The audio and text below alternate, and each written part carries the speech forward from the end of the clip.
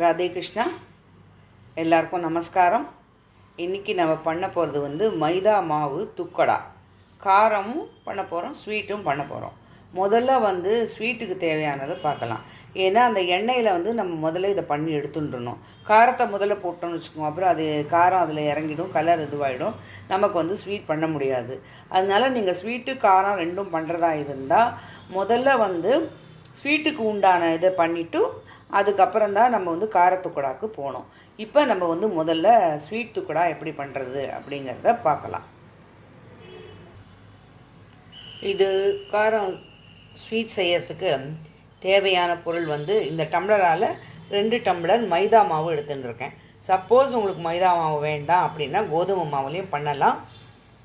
ஆனால் டேஸ்ட் வந்து மைதா மாவு தான் நல்லாயிருக்கும். இல்லைன்னா இது ஒரு டம்ளர் அது ஒரு டம்ளர் மிக்ஸ் பண்ணி பண்ணினாலும் வரும், எப்படி போட்டு பண்ணாலும் வரும். பட் டேஸ்ட்டுங்கிறது வந்து நீங்கள் மைதாவில் பண்ணேன்னா இன்னும் நல்லா பெட்டராக இருக்கும். அதுக்கப்புறம் 1 டம்ளர் சர்க்கரை கொஞ்சம் கம்மியாக எடுத்துட்டுருக்கேன்.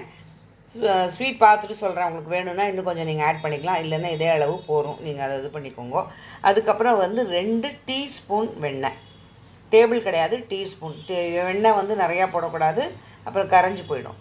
அதுக்கப்புறம் ஏலக்காய் பொடி பண்ணி வச்சுட்டுருக்கேன், கொஞ்சோண்டு லைட்டாக உப்பு துளி உண்டு. இதுதான் நம்மளுக்கு வந்து ஸ்வீட் துக்கடா பண்ணுறதுக்கு தேவையான பொருட்கள். இப்போ ஒரு ஸ்டெப்பாக பார்க்கலாம். முதல்ல வந்து இந்த வெண்ணெயை போட்டு நல்லா கையால் பிசைஞ்சு, அதுக்கப்புறம் மாவை போட்டு நல்லா பிசைஞ்சு, ரொம்ப லூஸாக பிசையாதீங்கோ, கொஞ்சம் கெட்டியாக பிசைஞ்சு ஒரு 10 நிமிஷம் ஊற வச்சுடலாம். மாவில் இந்த வெண்ணெயை போட்டு நல்லா பிசைஞ்சுக்கோங்க, நல்லா பிசை கொடுங்க. இப்படி வந்து பிடிச்சா பொடி போடணும், அப்படி விட்டா உதிரணும். அந்த அளவுக்கு வெண்ணெயை வந்து நம்ம நல்லா இதோட மிக்ஸ் பண்ணி வச்சுக்கணும். அதுக்கப்புறம் ஜலம் விட்டு கொஞ்சம் கொஞ்சமாக பிசையணும். மாவு இந்த அளவுக்கு பிசைஞ்சுக்கோங்க, இந்த கெட்டி இருக்கணும், இந்த கெட்டி இருக்கணும், ரொம்ப கொலான்னு இருக்கக்கூடாது. இது வந்து ஒரு 10 நிமிஷம் அப்படியே நம்ம ரெஸ்ட் பண்ணிடலாம். அந்த டம்ளரில் 1 டம்ளர் எடுத்துட்ட ஜலத்தில் வந்து எனக்கு வந்து 3/4 டம்ளர் ஜலம் ஆகிருக்கு. இது வந்து நமக்கு கணக்கு கிடையாது, எவ்வளோ நமக்கு தேவையோ அந்த அளவு விட்டுண்டு இது பண்ணிக்கலாம். பட் ஆனால் இந்த இது இருந்தால் போதும், ரொம்ப கொலான்னு இருக்கக்கூடாது. இப்போ என்ன பண்ணுங்க, இந்த சப்பாத்தி குழவியால் வந்து இது நல்லா உருட்டிட்டு நல்லா இட்டுருங்கோ. டேபிள் டாப் எனக்கு க்ளீனாக இருக்கிறதுனால நான் டேபிள் டாப்லேயே இட்டுவிட்டேன். இல்லைன்னா நீங்கள் வந்து இந்த தோசைக்கு இதில் கூட சப்பாத்தி இடுவோம் இல்லையா, அதில் கூட இட்டுட்டு இது பண்ணிக்கலாம். இப்போ என்ன பண்ணுங்கோ, இந்த மாதிரி ஒரு ஸ்பூன் வச்சுருக்கேன் நான். இந்த ஸ்பூன் வந்து இப்படி நல்லா ரோலிங்கில் வரும். அப்படி சப்போஸ் இல்லை அப்படிங்கிறவா கத்தியில் போட்டுக்கலாம், இல்லை துடுப்பில் போட்டுக்கலாம், எதில் வேணாலும் போட்டுக்கலாம். உங்களுக்கு பெருசாக வேணும்னா பெருசாக போட்டுக்கோங்க, சின்னதாக வேணும்னா சின்னதாக போட்டுக்கோங்க.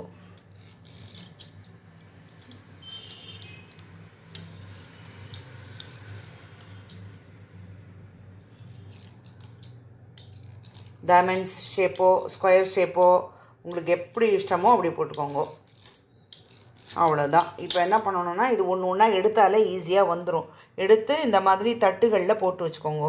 அது ஒட்டினா மாதிரி இருந்தால் கூட உங்களுக்கு எண்ணெயில் போட்டோன்னா எல்லாம் தனித்தனியாக பிரிஞ்சிடும். நீங்கள் கத்தியாலையும் இதாலையும் இப்படி இது பண்ணிவிட்டு எடுக்கலாம், அதை வந்துடும். அப்படி இல்லை அப்படின்னா நீங்கள் கையாலேயே எல்லாத்தையும் நிமிஷமாக எடுத்து போட்டுடலாம், அது ஒன்றும் பெரிய கஷ்டம் கிடையாது. இந்த மாதிரி ஒரு 2-3 இட்டு வச்சுட்டு 2-3 தட்டில் இட்டு வச்சுக்கோங்க. இட்டு வச்சுட்டு அடுப்பை மூட்டிட்டு அதில் எண்ணெயை வச்சுட்டு இதை போட்டுட்டு எடுத்துகிட்டு நான் காமிக்கிறேன் உங்களுக்கு. அவ்வளோதான். இது எல்லாத்தையுமே நீங்கள் ஈஸியாகவே எடுக்க வரும் அந்த பின்னுனால், இல்லைன்னா நீங்கள் கத்தியால் கூட பண்ணிக்கலாம். அவ்வளோதான். ரொம்ப திக்காகவும் வேண்டாம், ரொம்ப வந்து மெல்லிசாகவும் வேண்டாம், கொஞ்சம் பார்த்து இட்டுக்கோங்க. ஷேப்பெல்லாம் உங்களை பொறுத்தது தான். டைமண்டு, ஸ்கொயர், அதுக்கப்புறம் குட்டியாகிடுறது, பெருசாகிடுறது, அதெல்லாம் வந்து உங்களுக்கு எப்படி விருப்பமோ அப்படி. அவ்வளோதான். இது அப்படியே அந்த தட்டில் இருக்கலாம், எண்ணெயை காய வச்சுட்டு நம்ம போட்டு எடுக்கலாம். ஈஸியாக தான் வரும் இது. அடுப்பு வந்து மீடியத்திலே வச்சுட்டு எண்ணெயை சுழையுங்க, ரொம்ப பெருசில் வச்சு பொங்க வைக்க வேண்டாம். அதுக்கப்புறம் அதை ஒன்று போட்டு பாருங்க, டக்குன்னு மேலே எழும்பி வரும். அப்போ என்ன பண்ணுங்க, இந்த நம்ம எடுத்து வச்சுருக்கிறது எல்லாத்தையும் அப்படியே மெதுவாகவே எடுத்து போடலாம், ஒன்றும் ஆகாது. அது எண்ணெயில் போட்டோடனே தானே தனியாக பிரிஞ்சுடும்.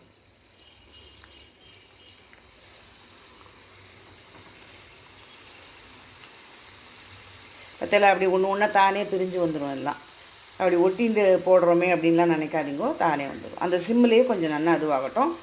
நம்ம இடுறதை பொறுத்து தான் அது வந்து குண்டாக வர்றதும் இதுவாக வரும். ரொம்ப மெல்லிசாகவும் வேண்டாம், ரொம்ப குண்டாகவும் வேண்டாம், மீடியமாக இடுங்கோ.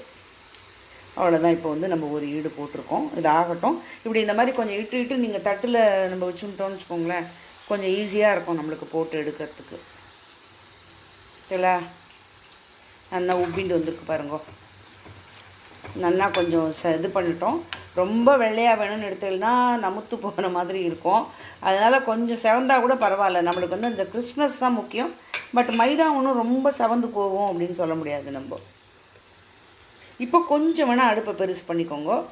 எண்ணெய் வந்து நான் எப்போவுமே கொஞ்சமாக வச்சுட்டு நிறையா ஈடு தான் போட்டு எடுப்பேன். ஏன்னா சுட்ட எண்ணெய் மீந்ததுன்னா அதை நம்ம ரொம்ப இது பண்ண முடியாது, திருப்பி ரீஹீட் பண்ண முடியாது. அதனால் அதை பார்த்துக்கோங்க. இந்த பாருங்க எப்படி நல்லா உப்பி வந்திருக்கு பாருங்க. அதில் அவ்வளோதான். இது கொஞ்சம் ஆகட்டும், நான் அப்புறம் காமிக்கிறேன் எல்லா ஐட்டம். இந்த மாதிரி கட் பண்ணிவிட்டு நம்ம 2-3 தட்டில் ரெடியாக ஈஸி எடுத்து வச்சுட்டோம்னு வச்சுக்கோங்க. டக்குன்னு போட்டு எடுத்துடலாம். ஒன்றும் பெரிய கஷ்டம் கிடையாது. மாவு வந்து நல்லா பக்குவமாக கொஞ்சம் கெட்டியாக பிசையணும், அவ்வளோதான். அதில் கொஞ்சம் ஓசை அடங்கினோடனே ரொம்ப அடங்கணும்னு இல்லை, அந்த சூட்லேயே அது வந்து நல்லா வெந்துடும். ஸோ ஒரு ஈடு எடுத்தாச்சு. நம்ம அடுத்தது போட்டுட்டு எடுக்கலாம். இந்த 2வது ஈடு ஆயின்ட்டுருக்கு. அடுப்பு கொஞ்சம் மீடியமில் வச்சுக்கோங்க, ரொம்ப சின்னதில் வேண்டாம். கொஞ்சம் ஓரளவுக்கு இதுவான பிறகு கொஞ்சம் மீடியம் வச்சுட்டு கொஞ்சம் செவக்கட்டும் லைட்டாக. ஏன்னா இது ஆகிருக்கும், இருந்தாலும் நம்ம வந்து கொஞ்சம் செவந்து எடுத்தோன்னா இன்னும் நல்லா கிறிஸ்பியாக இருக்கும்.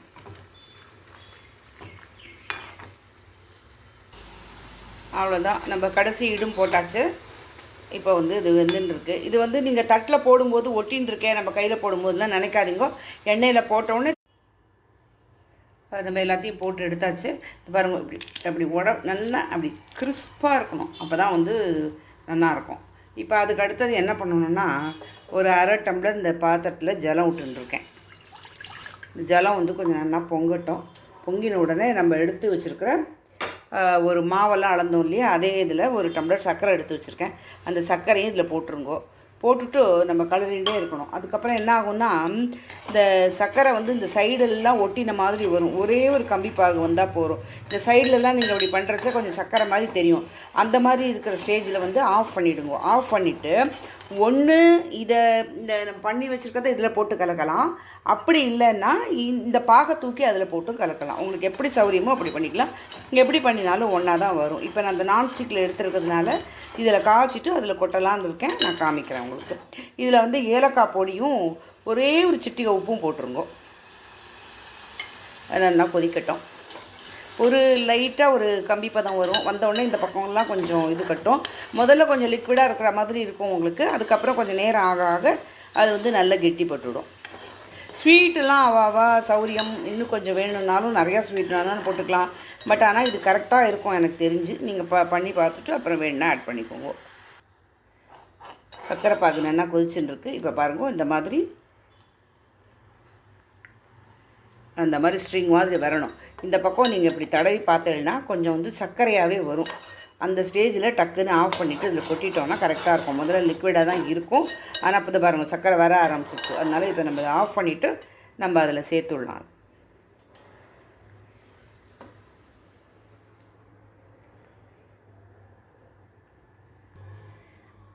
அந்த பாகெல்லாம் அதில் விட்டுட்டேன்.